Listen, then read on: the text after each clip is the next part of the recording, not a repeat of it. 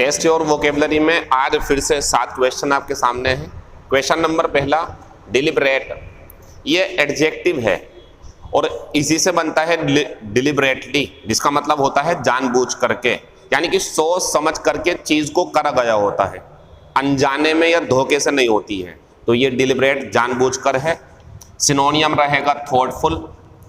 कुछ स्टूडेंट्स ने मुझे व्हाट्सएप पे और यूट्यूब पर भी मैसेज किए कि कमेंट किए कि सर आप बाकी बचे हुए शब्दों का भी मीनिंग बता दिया करें, तो जल्दी जल्दी वो मीनिंग भी मैं आपको बता देता हूँ।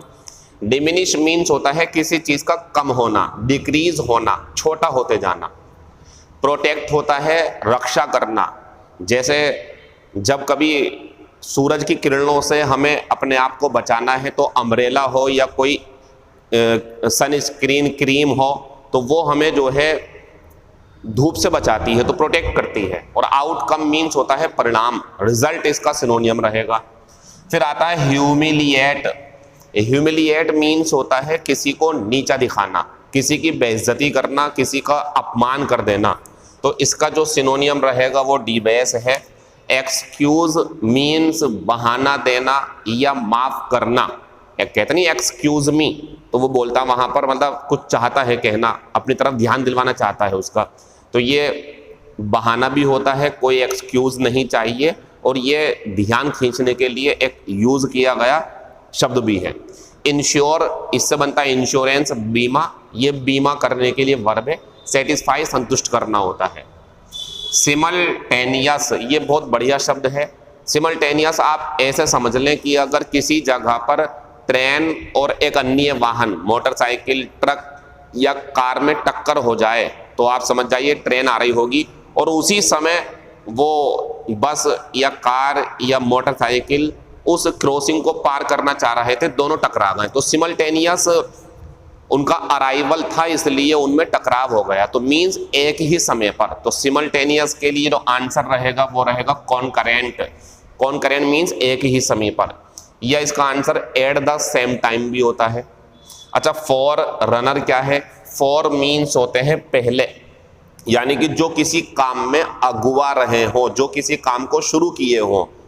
अगर दूत भी बोलते हैं इन्हें, पूर्वज भी बोल सकते हैं आप इन्हें। ऑनरेबल मीन्स होता है सम्मानित, सम्मान के लायक, और एज होता है किनारा किसी चीज का। फिर आते हैं डिग्रेड। तो ये डिग्रेड मीन्स होता है किसी चीज की क्वालिटी बिगाड़ देना। जैसे मान लीजिए अगर कोरोना की बात करें तो कोरोना जो फेफड़ों को है वो डिग्रेड कर देता है, कह सकते हैं आप ये बात। वैसे तो वो स्पॉइल कर रहा है इस टाइम, लेकिन डिग्रेड मीन्स उसकी क्वालिटी बिगाड़ देता, काम करने के तरीके को बिगाड़ देना, तो ये डिग्रेड हो गया। इसका एक मीनिंग और है नीचा दिखाना, अपमानित करना, तो उसी के हिसाब से एंटोनियम रहेगा रेस्पेक्ट। और ये वेंचर होता प्रयास, प्रयास या कोशिश, साहसिक काम। और रेस्पेक्ट सम्मान हो गया हमारा। प्रीसीड होता है किसी काम के होने से पहले कोई दूसरा काम होना, तो वो प्रीसीड होगा जो पहले हो चुका होगा।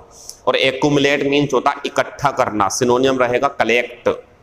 फिर आता म्यूट, ये तो हम टीवी में भी देखते हैं, मोबाइल में भी जब हम कुछ सुनना होते म्यूट कर देते हैं, आवाज बंद, यानी कि शांत, चुप हो जाना। तो इसका एंटोनियम रहेगा बच्चों ये नॉइजी। और ये जो है हमारा सिनोनियम है टेसिटर्न, ये होता कम बोलने वाला, लेकिन इसमें और इसमें फर्क है हल्का सा, ये बिल्कुल ही नहीं बोलता, ये बोलता है थोड़ा बहुत लेकिन ना के बराबर। स्टाइल एक अलग अपना स्टाइल होता। कमेंड बहुत अच्छा शब्द है, प्रशंसा करना। पुट अप विद का मतलब होता है सहन करना, जैसे कहते हैं कभी कभी कि मैं इसे बर्दाश्त नहीं कर सकता हूं, I can't put up with him, I can't put up with his behaviour any longer, मैं और लंबे समय तक उसका व्यवहार नहीं झेल सकता हूं।